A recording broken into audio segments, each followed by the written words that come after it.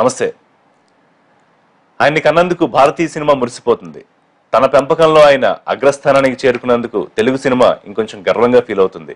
Yes, దిగ్దర్శకుడు, దిగ్గజం దర్శక రత్న 72వ సంవత్సరంలోకి అడుగు పెడుతున్న సందర్భంగా ఎన్టీవీ ఆయనతో అనేక విషయాలు మాట్లాడడానికి ఇవాళ దాసరి గారి దగ్గర కూర్చున్నాం.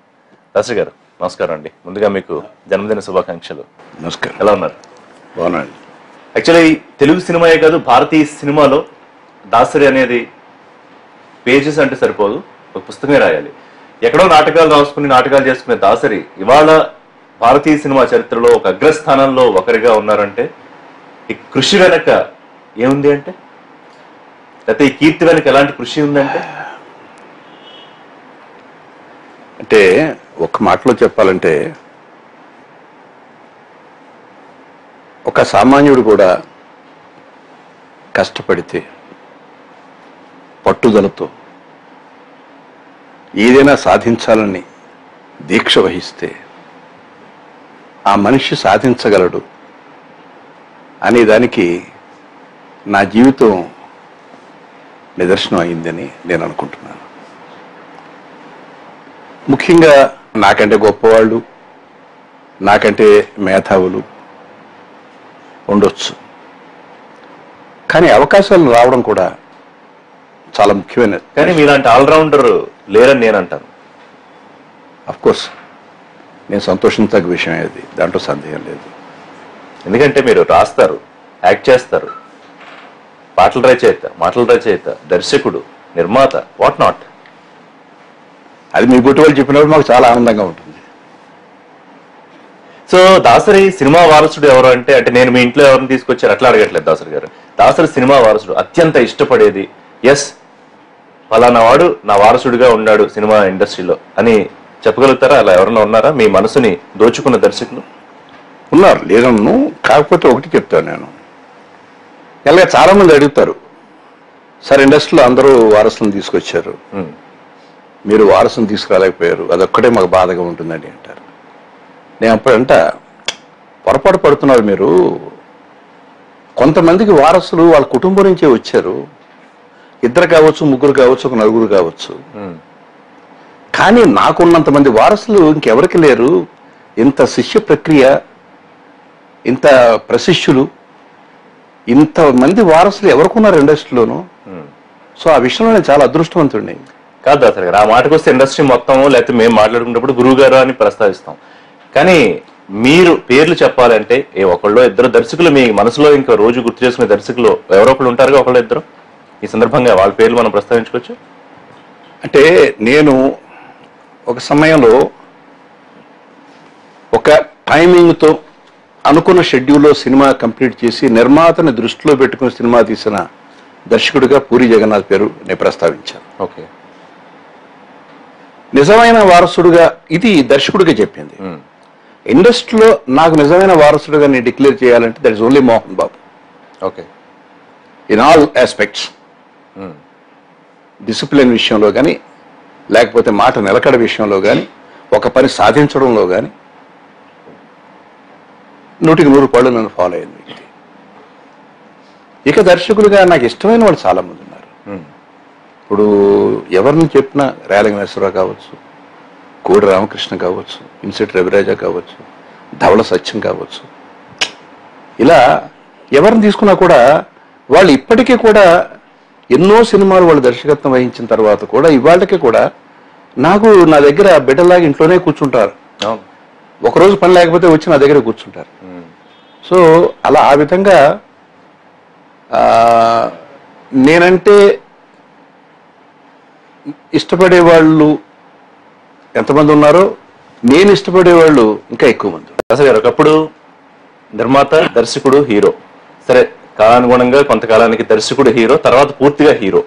ఇవాళ మళ్ళీ దర్శకుడు అనే కెప్టెన్ ఆఫ్ ది షిప్ పేరు మీద సినిమాలు రావడం, దర్శకుల పేరు కోసం సినిమాలకు వెళ్ళడం అనేది మీలాంటి వాళ్ళు ఖచ్చితంగా సంతోషించదగ్గ విషయమేనా? 100%.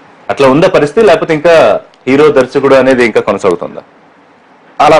అలా పూర్తిగా ఉందని నేను అనుకోవట్లేదు. ఇప్పటికీ హీరో డామినేషన్ మీద నడుస్తుంది. అంటే అది ఎలా చెప్తున్నానంటే ఇది ఎవరు డామినేషను, ఎవరు ఎక్కువ ఎవరు తక్కువ, ఎవరిని ఒకరిని ఉద్దేశించి చెప్పేది మాత్రం కాదు ఇది. ఎందుకు డామినేషన్ మీద పెడుతుందంటే ఒక దర్శకుడు తన కొత్త రకమైన కథని తయారు చేసి ఆ కథలో ఆ హీరోని నటించమంటే నటించడానికి కొంచెం ఆలోచించే పరిస్థితి. ఇప్పుడు ఏమవుతుందంటే ఫలానా హీరో అని అనుకున్న తర్వాత ఆ హీరో బాడీ లాంగ్వేజ్లోనే కథను తయారు చేసి ఆ హీరో కోసం సినిమా చేయాల్సిన పరిస్థితులు కనిపిస్తున్నాయి. సో ఏవైనా స్క్రిప్ట్ వాళ్ళు పూర్తిగా విని, సంభాషణ వాళ్ళు పూర్తిగా విని, మ్యూజిక్ వాళ్ళు ఓకే చేసి, కాస్టింగ్ వాళ్ళు ఓకే చేసి, ఇలాంటి పద్ధతుల్లో వెళ్ళడం అనేది మేము జీర్ణించుకోలేంది. అంటే సెట్టుకు వచ్చి హీరో, సెట్టుకు ముందు హీరోకి క్యారెక్టరైజేషను, ఆ సినిమాలో ఉన్న ఆ కథకి క్లుప్తంగా ఆయనకి చెప్పి, ఆయన సెట్టుకు వచ్చిన తర్వాత మాకు ఆర్టిస్ట్ కిందే లెక్క. ఆయన పక్కన ఎవరు నటిస్తున్నారో కూడా తెలియని పరిస్థితులు ఉంటాయి. హీరోయిన్ వరకు తెలిసి ఉండొచ్చు కానీ మిగతా క్యాస్టింగ్ ఎవరు యాక్ట్ చేస్తున్నారో కూడా తెలియని పరిస్థితులు ఉంటాయి. సో పాటలు కూడా వాళ్ళు సెట్లోనే వినడం జరిగేది. ఇవాళ షూటింగ్ చేస్తున్నారంటే ఆ పాట పొద్దున వేసేవాళ్ళం, ఆ పాట వినేవాళ్ళు, సాంగ్ చేసేవాళ్ళు. అంతే తప్ప వాళ్ళకి మ్యూజిక్ వినిపించి, కంపోజింగ్ వినిపించి వాళ్ళు అట్లా కుదరదుగా రిహార్సల్స్, వాళ్ళు డాన్స్ లేకుండా పాట ఉంటే దాన్ని ఒప్పుకునే పరిస్థితి లేదు వాళ్ళ. సో 4-5 వారాల ముందే వాళ్ళకి ఇస్తే వాళ్ళు డాన్సులు రిహార్సల్ చేసుకుని ప్రాక్టీస్ చేసి. రిహార్సల్ ఎవరు చేస్తున్నారు? చేయట్లేదంటారు వాళ్ళ హీరోలు. రిహార్సల్ చేసేయడం టైం ఎవరికి ఉంది? ఎవరైనా హీరోలు కొంతమంది చేస్తున్నారేమో కానీ జనరల్గా అంటే నేననేది రిహార్సల్కి వినిపించడం ఓకే. రిహార్సల్ కంటే ముందు కూడా కంపోజింగ్ అప్పుడే చిన్న హీరో, పెద్ద హీరోలు అంటే కొంతమంది వాళ్ళ సేఫ్టీ కోసం, వాళ్ళ ఇమేజ్ కోసం చేస్తున్నారు అనుకుందాం పెద్దవాళ్ళు. చిన్నవాళ్ళు కూడా పాటలు నేను ఓకే చేయాలనే పరిస్థితిలో ఉన్నారు అని చెప్తున్నారు. నాకైతే ఎక్స్పీరియన్స్. అవసరమైన దానికన్నా ఎక్కువ మోస్తున్నారంటారా హీరోల్ని? ఉన్న వాల్యూ కన్నా ఎక్కువ చేస్తున్నారనా? అంటే వీళ్ళు మోస్తున్నారా లేకపోతే వాళ్ళు చేస్తున్నారనేది ఆ ప్రొడక్షన్కే తెలియాలి, వాళ్ళకే తెలియాలి. ఎందుకంటే నాకు ఆ అనుభవం లేదు కదా. మీరు మీ బోటోళ్ళు చెప్పిందే తప్పితే నాకు నేనుగా కళతో అనగానే 100 కోట్లు మినిమం మార్కెట్ లాగా చెప్పుకుంటున్న పరిస్థితి. అది నిజంగా అవుతుందా లేకపోతే అవ్వట్లేదా? ఎందుకంటే డిజాస్టర్ అయిన సినిమాలు కూడా 2 వారాలకు 100 కోట్లు చేస్తున్నాయి మరి అని. అది మంచిదా లేకపోతే వాపుని చూసి బలుపు అనుకునే పరిస్థితి అంటారా? 100% ఇది వాపే. ఎందుకు వాపే అని చెప్తున్నానంటే మీకు థియేటర్లో గవర్నమెంట్ ఒక ధరని నిర్ణయించింది. 15-20 రూపాయలు, 25 రూపాయలు, అది 50 రూపాయలు, 70 రూపాయలు ఒక రేటు నిర్ణయించింది. ఆ కెపాసిటీ ప్రకారం సినిమాలు కనుక విడుదలైన సినిమాలని మీరు లెక్కేసుకుంటే ఏ సినిమా కూడా వాళ్ళు చెప్పే ఆ కోట్లు రావడానికి లేదు. థియేటర్స్ చెప్తున్నారుగా 1000, 2000, 3000 థియేటర్ వెయ్యొచ్చు. 1000 థియేటర్లు వేసే కెపాసిటీ ఎవరికి లేదు. 1000 థియేటర్లు వేసిన సినిమాలు ఏమి లేవు. Maximum 700 theatres. ఓకే, అంతకు మించి వేయడానికి కూడా లేవు థియేటర్లు. సో వాళ్ళు ఎన్ని థియేటర్లు వేసినా ఆ 700 థియేటర్స్ వేసినా, 800 థియేటర్స్ వేసినా మొట్టమొదటి రోజే కదా. రెండో రోజు చాలా వరకు 20% తీసేస్తున్నారు. మూడో రోజు, 4వ రోజు వచ్చేసరికి ఇంకో 20% తీసేస్తున్నారు. సో ఎన్ని థియేటర్లు వేశారనేది కాదు, థియేటర్ కెపాసిటీ ఎంత. సో వీళ్ళు చెప్పే లెక్కలన్నీ అబద్ధాలే అంటారా? 100 కోట్లు 150 కోట్ల లెక్కలన్నీ అంటే నా వరకు, నాకు తెలిసినంత వరకు ఏ నిర్మాత చెప్పలేదు. ఎవరు చెప్పారో నాకు చెప్పండి. మీ మీడియా చెప్తున్నారు. వాళ్ళ దగ్గర నుంచి సోర్సే కదా సార్ మాకు వచ్చేది. ఎవరు మీడియాకి సోర్స్ ఇచ్చారంటే మీరు అఫీషియల్ సోర్స్ అడగాలి. నేనేమంటానంటే నా సినిమా 200 కోట్లు చేసిన అంటాను నేను. మీరు దాన్ని నమ్మి మీరు బాహుబలి 500 కోట్లు నుంచి 600 కోట్లు ప్రపంచవ్యాప్తంగా ఒకటి. తర్వాత తెలుగులో శ్రీమంతుడు 150 కోట్ల రికార్డు కలెక్షన్ చేసిందని ఒకటి. తర్వాత వచ్చిన ప్రతి సినిమా దాదాపు 70 కోట్ల క్లబ్, 80 కోట్ల క్లబ్ నుంచి 100 కోట్ల దగ్గరలో ఉందని. ప్రొడ్యూసర్లు చెప్పారా మీకు నా సినిమా ఎంత వసూలు చేసింది అని? ఏ ప్రొడ్యూసర్ అయినా ఒక స్టేట్మెంట్ ఇచ్చాడా? మరి ఎట్లా వస్తున్నాయంటున్నారు? డిస్ట్రిబ్యూటర్ల దగ్గర నుంచి డైరెక్టర్ తన మార్కెట్ పెంచుకోవడానికి, హీరో పెంచుకోవడానికి. నేను దాని గురించి కామెంట్ చేయను. నేను ఒకటే చెప్తున్నాను, ఏ ప్రొడ్యూసర్ అయినా నా సినిమా ఇంత కలెక్ట్ చేసింది అని ఇంతవరకు చెప్పడం జరిగిందా? చెప్పడం జరిగితే నమ్ముదాం. ఎందుకు చెప్తున్నానంటే ఇది విమర్శించడం కోసం కాదు, ఇందులో విమర్శించాల్సిన మ్యాటర్ లేదు. కానీ దీనివల్ల నష్టం జరుగుతుంది ఇండస్ట్రీకి.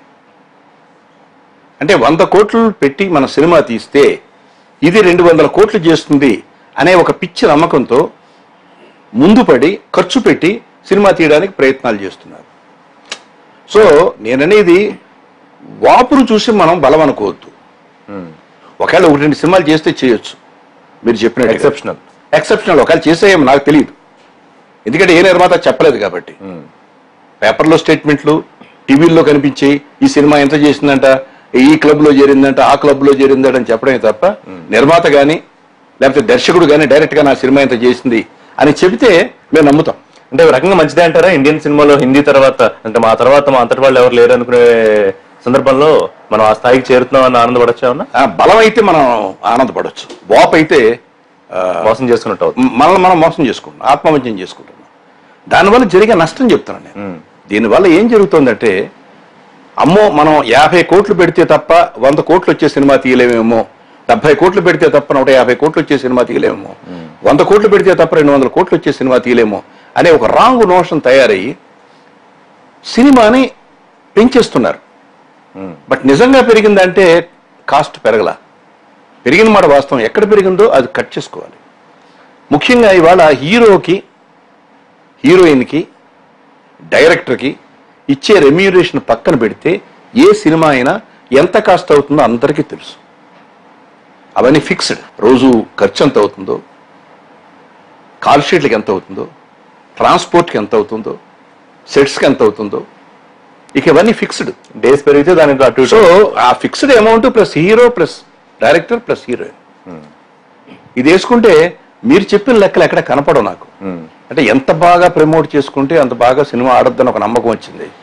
ఎందుకంటే కొన్ని సినిమాలు కేవలం గుట్టి గాలి ప్రమోషన్ తోటి ఆకాశానికి లేపేశారు. అది సినిమా రిలీజ్ కి ముందు, రిలీజ్ అయ్యాక మౌత్ టాక్ వెళ్తుంది, లేకపోతే మీడియా ఉంది చెప్పడానికి వాళ్ళ వెబ్సైట్లు అన్ని రాస్తున్నాయి, ఎవరికి వాళ్ళు రివ్యూయర్స్ అయిపోయారు, వాళ్ళే రాస్తున్నారు. కనీసం రిలీజ్ వరకు కనుక అది పెడితే ఆ రిలీజ్ తర్వాత మళ్ళీ ఇలాంటి ఒక పబ్లిసిటీ కనుక వస్తే చూడని వాళ్ళు ఎవరన్నా ఉంటే వాళ్ళు వస్తారుగా. రైట్. కాబట్టి కొన్ని జెన్యూన్ గా జరుగుతున్నాయి, కొన్ని పబ్లిసిటీ కోసం జరుగుతున్నాయి, కొన్ని ప్రమోషన్ కోసం జరుగుతున్నాయి. కమింగ్ బ్యాక్ టు మీ సినిమాలు, ఈ మధ్య దాసరి గారి నుంచి సక్సెస్ఫుల్ సినిమా రాలేదు, కారణం ఏంటి? అంటే మీకు ఆడియన్స్ కి ఏమైనా గ్యాప్ వచ్చిందా? నాకు ఆడియన్స్ కి గ్యాప్ రావడం కాదు, మా ఆడియన్స్ ఎవరు సినిమాకి రావట్లేదు. అంతేనా? పూర్వం ఫ్యామిలీసు, ముఖ్యంగా లేడీసు, ఒక పెద్ద మనిషి తరహా మనుషులు, యూత్లో కూడా ఒక పద్ధతైన వాళ్ళు సినిమాలకి వస్తూ ఉండేవారు. అలాగే మాస్, పూర్వం మాస్ సినిమాలు ప్రత్యేకంగా చూసేవారు. ఫ్యామిలీ సినిమాలు, నాగేశ్వరరావు సినిమాలు అయ్యి ఫ్యామిలీ సినిమాలు చూసేవారు. శోభన్ బాబు వెళ్ళి, యాక్షన్ పిక్చర్స్ అవి కృష్ణ గారి వెళ్ళి చూసేవారు. సెట్ ఆఫ్ ఆడియన్స్ ఉండేవాళ్ళు. ఫోక్లోస్ అంటే కాంతారా గారి సినిమాలు చూసేవారు. సెట్ ఆఫ్ ఆడియన్స్ ఉండేవారు. పవన్ కళ్యాణ్తో సినిమా ప్రొడ్యూస్ చేద్దాం ఉన్నారు దాసరి, కానీ చిరంజీవితో ఎప్పుడన్నా చేద్దామన్న ఆలోచన వచ్చిందా? ఎందుకు రాదు? నేను తీయలేదా? ఏం తర్వాత తీస్తానేమో, తీయకూడదని రూల్ లేదుగా. ప్రస్తుతం 150 సినిమాకి అవకాశం లేదు, 151 చేసే అవకాశం ఏమన్నా ఉంది? 151 కాబట్టి 160 తీస్తాను. తీయాలని, చేయకూడదని రూలే లేదు. 160 సినిమాలు చేయాలని కోరుకుంటున్నారు చిరంజీవి గారు. 160 200 పిక్చర్లు కంప్లీట్ చేయాలనుకుంటున్నాను. Right. So coming to politics అండి, ఒకసారి సినిమాల నుంచి పక్కకి వెళ్దాం. సో దాసరి మళ్ళీ ఒక ఎగసిపడుతోన్న అలలాగా, లేకపోతే రాజకీయాల్లో రెండో ఇన్నింగ్స్ ఏమన్నా మొదలు పెట్టడానికి సిద్ధంగా ఉన్నారా? ప్రస్తుతానికి అసలు ఆలోచన లేదు, దాని గురించి ఆ ప్రస్తావనే వద్దు. అంటే భవిష్యత్తులో ఏమన్నా వచ్చే అవకాశం? ఏమీ ఆలోచన లేదు. ప్రజెంట్ పాలిటిక్స్ ఏమైనా అబ్జర్వ్ చేస్తున్నారా? అబ్జర్వ్ చేస్తున్నాను కానీ దాని మీద కామెంట్ చేయడం నాకు ఇష్టం లేదు. మీరు ఒక సీనియర్ పాలిటిషియన్ కావచ్చు, కేంద్ర మాజీ మంత్రి కావచ్చు, సీనియర్ ఎంపీ. సో రాజకీయాల మీద కామెంట్ మీరు కాకుండా ఎవరు చేస్తారు?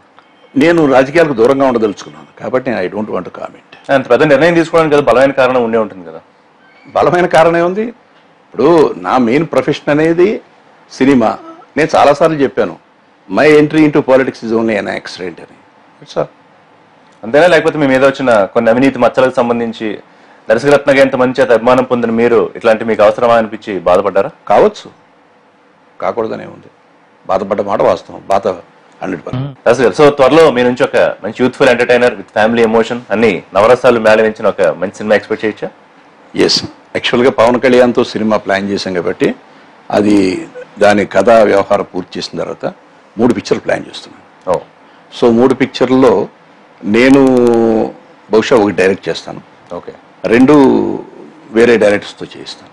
అట్లా సంవత్సరానికి 3 పిక్చర్స్ ప్లాన్ చేస్తూ ఒకటి నేను డైరెక్ట్ చేస్తూ 2 పిక్చర్లు మిగతా వాళ్ళతో ప్లాన్ చేయించాలని, వీళ్ళంత వరకు అవి బడ్జెట్ సినిమా కానీ తీయాలని ప్లాన్ చేస్తున్నాం. సో మిగతా పిక్చర్లు అంటే మీరు కాకుండా చేసేవి అగ్ర డైరెక్టర్లా లేకపోతే కొత్త వాళ్ళకి ఏమైనా అవకాశం ఇచ్చే ఛాన్స్? చిన్నవాళ్ళు ఆల్రెడీ ప్రూవ్డా? ఎవరైనా కొత్త వాళ్ళు చాలా మంది వాళ్ళు ఎదురు చూస్తున్నారు షార్ట్ ఫిల్మ్స్ తో, వాళ్ళు ఎవరైనా సరే వాళ్ళ కథ వచ్చారనుకోండి, డెఫినెట్లీ ఐఎమ్ రెడీ, నాకు నచ్చింది అంటే.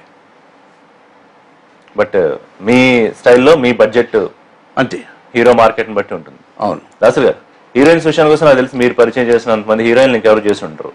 వాళ్ళకు ఒక లాంగ్ లైఫ్ కూడా ఉండేది, అంటే రిపీట్ చేయడం వాళ్ళ పర్ఫార్మెన్స్ కానివ్వండి, లేకపోతే ఆడియన్స్ వాళ్ళకు ఉన్న క్రేజ్ కానివ్వండి. బట్ ఇవాళ సినిమాకు కొత్త హీరోయిన్, మళ్ళీ మాట్లాడితే సినిమాకి 2 హీరోయిన్లు, మళ్ళీ వాళ్ళు ఎక్కడ తేలుతారో ఎక్కడ మునుగుతారో ఎవరికి తెలియదు. ఏంటి ఆ పరిస్థితి, ఎందుకంటారు? అంటే చెప్పాను కదా, ఇవాళ యాస్టీస్గా గ్లామర్ మీద, ఎంటర్టైన్మెంట్ మీద ఎక్కువ డిపెండ్ అవుతున్నాయి సినిమాలు.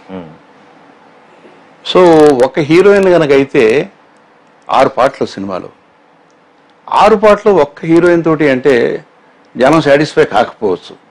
అందు గురించి ఒక ఐటమ్ సాంగ్ మస్ట్. అప్పుడు అయ్యేవారుగా మీ రోజుల్లో మీరు తీసిన సినిమాలు అప్పుడు? అంటే అవి కథలతోటి వెళ్ళేవి. ఆ పాటలు కూడా సబ్జెక్ట్ లో ఇన్వాల్వ్ అయ్యి ఉండే, ఈ పాటలు కూడా పాట కోసం పాట కాకుండా ఇప్పుడు ఎక్కడ పాట అయినా తీసుకెళ్ళి ఎక్కడైనా వేయొచ్చు. 6 పాటల కన్నా రికార్డ్ చేస్తే, 6 పాటలు షూట్ చేస్తే ఎక్కడ పాట ఎక్కడైనా వేయొచ్చు. సో ఎందుకంటే సౌలభ్యం అలా ఉంది, పెద్ద సంబంధం ఉండదు కథకి. ఇదివరకు సినిమాలో ఒక ఐటమ్ సాంగ్ ఉండేది, ఇప్పుడు ఆల్మోస్ట్ 6 ఐటమ్ సాంగ్స్ కానీ పెడుతున్నాయి. కాబట్టి ఒక హీరోయిన్ తో 6 పాటలు అంటే కష్టం. గ్లామర్ అనే పదానికి అర్థం మారిపోయిందా? కంప్లీట్ గా మార్చేశారా?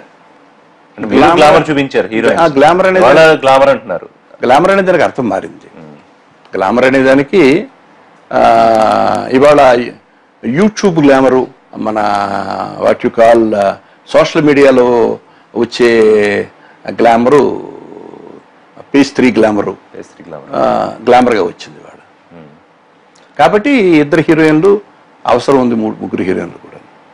హీరోలకు సంబంధించి అంటే మీరు ఎట్లా డిఫైన్ చేస్తారు? ఇప్పుడు హీరోలు ఎవరన్నా హీరో అవ్వచ్చు అన్నట్టుంది వాళ్ళు. అంటే గతంలో హీరో అంటే ఇలా ఉండాలి అనేవో కొన్ని లెక్కలు ఉండేవి, అది మీరే చెప్పాలంటే అట్లా ఎందుకు ఉండేవి, లేకపోతే అప్పుడు కూడా చాలా మంది ప్రయత్నం చేసినా ఎందుకు అవ్వలేకపోయారు? ఇవాళ కేవలం డబ్బులు ఉండి ఏ రంగంలో డబ్బులు సంపాదించినా హీరో అయిపోవచ్చు, కరెక్టేనా? అంటే కొంతవరకు నిజమే మీరు చెప్పింది.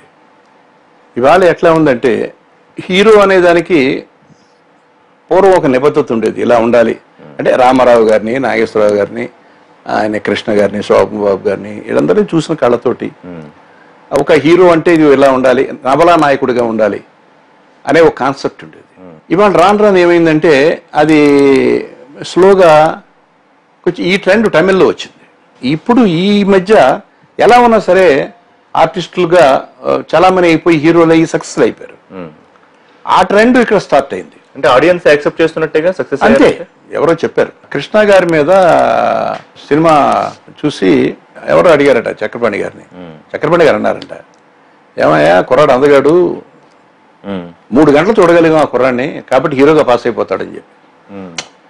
ఒక హీరోని 2.5 గంటల పాటు చూడగలిగితే అది సక్సెస్ అయితే పాస్ అయినట్టే లెక్క. ఇంకా అతను హీరోగా పనికొస్తాడా పనికిరాడా, అతని ఫేస్ బాగుందా లేదా, ఇక ఈ అనవసరం. వన్స్ జనం పాస్ చేస్తే మాత్రం ఇక ఇవాళ టైట్ క్లోజులు పెడితే ఎక్స్ప్రెషన్లు ఇవ్వలేని వాళ్ళు, లేకపోతే టైట్ క్లోజులు పెడితే ఆడియన్స్ మొహం పక్క తిప్పుకునే వాళ్ళు కూడా అగ్ర హీరోలుగా ఉన్న పరిస్థితి. దాని మీద మీ కామెంట్? అని తప్పక రుద్దితే చూస్తున్నారా జనాలు? అంటే బాగా సక్సెస్ అవుతున్నాయి కదా, అదే అంటున్నా, తప్పక రుద్దితే జనాలు చూడాల్సి వస్తుందా? నేను ఇండస్ట్రీలో ఉండి నేను ఆ మాట ఎలా అంటాను, నేను అది ఆడియన్స్గా మీరు చెప్పండి, నేను వింటాను తప్పితే. ఇవాళ వాళ్ళు సక్సెస్ అవుతున్నారు, సో సక్సెస్ ఉన్నంత వరకు దే ఆర్ కరెక్ట్. సో మీకు నచ్చే హీరో ఎవరంటే ఇప్పుడు ఇవాళ కొత్త తరం కానివ్వండి, అంటే వారసత్వంలో వచ్చిన హీరోలు కానివ్వండి, లేకపోతే కొత్తగా ఇండస్ట్రీలోకి వస్తున్న హీరోలు కానివ్వండి? నాకు నచ్చిన హీరో ఎవరంటే అక్కినేని నాగేశ్వర గారు. ఇప్పుడు వన్ అండ్ ఓన్లీ. నాకు నటుడుగా ఆయన గౌరవంగా ఎన్టీ రామారావు గారు, ఈ 2 పేర్లే చెప్తాను. సో గౌరవానికి రామారావు గారు, మీకు నచ్చిన హీరో నాగేశ్వరరావు గారు. మరి వాళ్ళ వారసులు కూడా వచ్చారు కదా, నాగార్జున రావచ్చు, అందరూ మేము తీసుకొచ్చిన వాళ్ళేగా. అదే రావచ్చు. ఎవరికి ఎక్కువ మార్కులు వేస్తారంటే 4 అగ్ర హీరోలు వారసత్వంగా వచ్చిన వాళ్ళు కొంతమంది చెప్పండి. చిరంజీవి గారు సొంతంగా పైకి వచ్చిన ఆయన, మిగతా వారసత్వంగా వచ్చిన హీరోల్లో మార్కులు వేయడానికి నేనేమన్నా ఎగ్జామినేషన్ పేపర్ పెడతా ఉన్నానా? ఎవరు సక్సెస్ అయితే వాళ్లే. సో వాళ్ళని యాక్సెప్ట్ చేసేసారు జనం. సో చేసిన తర్వాత మనం ఎవరో అసలు వాళ్ళకి మార్కులు వేయడానికి అసలు దాసరి గారు, మరొక ఆందోళన కలిగించే అవసరం ఏంటంటే మన ఇండస్ట్రీలో ఒక 100 సినిమాలు తీస్తే అందులో 10 కూడా హిట్లు ఉంటున్నాయా లేదా అనేది డౌట్. అంటే నెక్స్ట్ మళ్ళీ ఇంకొక సినిమా తీయగలుగుతున్నాడా ప్రొడ్యూసర్, మళ్ళీ కొంతమంది కార్మికులకు ఫుడ్ పెట్టగలుగుతున్నాడా అంటే కొంతమంది ప్రొడ్యూసర్లు ఇవాళ వచ్చి రేపు కనిపించట్లేదు. ఇది చాలా సీరియస్ గా ఆలోచించాల్సిన విషయం కదా. నిజమే. దానికి కారణాలు ఒకే మోస్తరు సినిమాలు వెళ్ళడం మూలంగా. అంటే ఫర్ ఎగ్జాంపుల్ దెయ్యం సినిమా సక్సెస్ అయింది, వరుసగా దెయ్యం సినిమాలు తీయడం. ఒక లవ్ స్టోరీ సక్సెస్ అయింది డబుల్ మీనింగ్స్ తోటి, వెంటనే ఆ టైప్ ఆఫ్ సినిమాలు తీయడం. సో ఇది ఆ పోకడా పెడతా ఉంటే ఒకటి చూస్తున్నారు, రెండు చూస్తున్నారు, తర్వాత వర్షాన్ని లేపేస్తున్నారు. పైగా రెండో ప్రాబ్లం కూడా ఏంటంటే ఈ బడ్జెట్ సినిమాలకి థియేటర్లు దొరకపోవడం. సో థియేటర్లు దొరకపోవడానికి కారణం ఏంటంటే పెద్ద సినిమా రిలీజ్ అయిందంటే ఆల్మోస్ట్ మొత్తం ఇందాక మనం అనుకున్నట్టుగా 600-700 థియేటర్లో వేయడం, ఉన్న థియేటర్ల నుంచి సినిమాలు తీసేయడం. తీసారుగా, తీసిన అకేషన్స్ ఉన్నాయిగా. సో తర్వాత ఎప్పుడైతే గ్యాప్ వస్తుందో ఆ గ్యాప్లో మనం రిలీజ్ చేసుకుందాం అనుకున్నారు. 1, 2, 3, 4 కనీసం 6-7 సినిమాల నుంచి 10 సినిమాల దాకా ఓ వారం రిలీజ్ చేసుకున్నారు. దాంతో ఒకళ్ళ మీద ఒకళ్ళు పడితే ఇవన్నీ బడ్జెట్ సినిమాలు. ఒక సినిమా పడితే దాన్ని చూడడానికి కొన్ని ఏమైనా కొత్తగా వస్తారేమో, 6 సినిమాలు అయ్యేసరికి డివైడ్ అయిపోతున్నారు. మీకు తెలియదు కదా, ఈ మధ్య ఒక ట్రెండ్ వచ్చింది, పబ్లిక్ ప్రెస్ మీట్ కూడా పెట్టి చెప్తున్నారు. అంటే పెద్ద సినిమాలు వాళ్ళే అండర్స్టాండింగ్ వచ్చి ఒక 2 వారాలు గ్యాప్ ఇచ్చి రిలీజ్ చేసుకుంటాడు. అది మంచి పరిణామం అంటారా? అది మంచిది. ఎందుకంటే ఒక సినిమా మీద నేనే చెప్పాను కదా, ఒక సినిమా మీద ఒక సినిమా వారంలో వేసుకోవడం అనేది కరెక్ట్ కాదని. సో ఆ గ్యాప్ పెట్టుకుని చేయడం అనేది మంచిది. ఆ నలుగురు చేతుల్లో తెలుగు సినిమా ఇండస్ట్రీ ఇప్పటికీ అదే పరిస్థితి. మీరు చాలా సందర్భాల్లో అంటారు చిన్న నిర్మాతల్ని, చిన్న సినిమాని బతికించాలని చెప్పే సందర్భంలో ఇప్పటికీ అదే పరిస్థితి ఉందా? ఇప్పటికీ అదే పరిస్థితి ఉందా అంటే అదే కనిపిస్తూ ఉందిగా. బట్ వాళ్ళు సక్సెస్ఫుల్గా తీయగలుగుతున్నారు, దే ఆర్ సక్సెస్.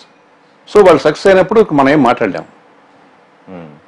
కానీ మరి అందరూ తీయాలి కదా సినిమాలు, వాళ్ళు అందరూ తీద్దాం అనుకుంటున్నారు, బతకాలి కదా. తీయొద్దు అంటలేదుగా వాళ్ళు. మీ థియేటర్లు ఎక్కడ ఆడించుకుంటారు వాళ్ళు సినిమాలు తీసి? ఆ థియేటర్ల గురించేగా ప్రాబ్లం. దాని గురించే ఇవాళ తెలంగాణ గవర్నమెంట్ 2-3 మీటింగ్లు వేస్తుంది. నిజంగా వాళ్ళు కమిటెడ్గా ఉన్నారు సినిమా ఇండస్ట్రీకి మేలు చేయాలని, ముఖ్యంగా బడ్జెట్ సినిమాకి మేలు చేయాలని ఆలోచనలో ఉన్నారు. సో ఆలోచనలోనే మేము అడిగింది 4 షోస్ని 5 షోస్ చేయమన్నాం. అందులో ఒక షో ఎక్స్క్లూజివ్గా చిన్న సినిమాకి ఇమ్మన్నాను. అది కూడా 4 గంటల షో ఇమ్మని, 4 o'clock show. Okay. So that is a good show. So దానికి గవర్నమెంట్ ఒప్పుకుంది. బహుశా జీవో కూడా త్వరలోనే వస్తుంది. ఎన్నికలకు సంబంధించి మన ఎమ్మెల్యే ఎంపీ ఎన్నికల్లాగా అంతగానే ఎక్కువే జరిగింది చెప్పాలంటే. ఎప్పుడు మీలో మీరు ఏది జరిగిపోయి ఎవరయ్యారో అని ఒక న్యూస్ ఇచ్చేవాళ్ళం, ఈసారి మొత్తం కవర్ చేసిన పరిస్థితి. చివరి నిమిషంలో పావులు కలిపారు దాసర్ అంటారు, కరెక్టేనా? నేను అసలు దాంట్లో పార్టిసిపేట్ చేయలేదు.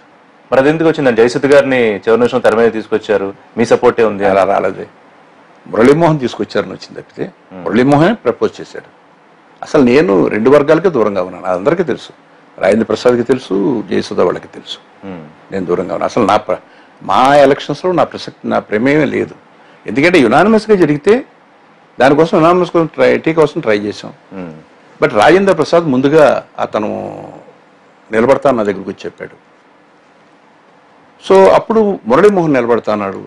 మురళీమోహన్ తర్వాత వద్దులే మురళీమోహన్ అంటే అతను విరమించుకుని జయసుధ నిలబెట్టాడు. కాబట్టి నీకు వచ్చింది. లేకపోతే అది కూడా కమ్యూనికేషన్ గ్యాప్ బాగా జరిగింది. లేకపోతే ఇవన్నీ కూడా ఉండేది కాదు. జయసుధ ఇక్కడ లేకపోవడం, ఆమె ఎక్కడో బాంబేలోనే ఎక్కడో ఆమె నితిన్కి బాగాలేదని చెప్పి తీసుకువెళ్ళడం. సో దాంతో కమ్యూనికేషన్ గ్యాప్ వచ్చింది. లేకపోతే అసలు ఈ అల్లరి కూడా ఉండేది కాదు. యునానిమస్గా రాజేంద్ర ప్రసాద్ అయిపోయేవాడు. All time classic Megha Sandesham.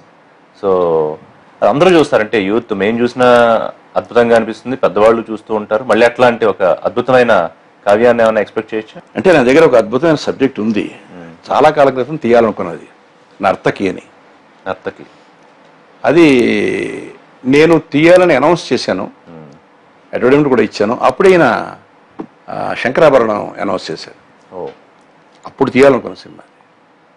So 2 డాన్స్కి సంబంధించినవి అవుతాయని చెప్పి నేను డ్రాప్ అయ్యాను. అది విశ్వనాథ్ గారు కూడా తెలుసు. అది ఇప్పుడు మనసులో ఉంది నాకు. సో అప్పుడైతే ఎవరితో తీద్దాం అనుకున్నారు? ఒకవేళ అప్పుడు సాధ్యం కదా, మీరు ఇప్పుడైతే మీ మనసులో ఎవరున్నారు ఆ సినిమాకి సంబంధించి? నేను నర్తకి జయప్రదతో చేద్దాం అనుకున్నాను. ఓకే. అప్పట్లో. ఇప్పుడు చూడాలి. ఇప్పుడు కొంతమంది ఉన్నారుగా హీరోయిన్లు ఎవరన్నా మీకు దానికి ఇంకా అసలు దాని ముందు పవన్ కళ్యాణ్ సబ్జెక్ట్ పూర్తి అయ్యేంత వరకు వేరే ఆలోచన లేదు నాకు. ఓకే, అది కంప్లీట్ అయిన తర్వాత ఈ వీటి గురించి మనం అనుకున్నాం. అంటే ఎవరైనా నిర్మాత అవ్వచ్చా, లేకపోతే గతంలో నిర్మాత అంటే అలా ఉండేవాడు, ఏమన్నా కొన్ని సెట్ ఆఫ్ ఇన్స్ట్రక్షన్స్ లేకపోతే క్యారెక్టరిస్టిక్స్ ఉండాలని.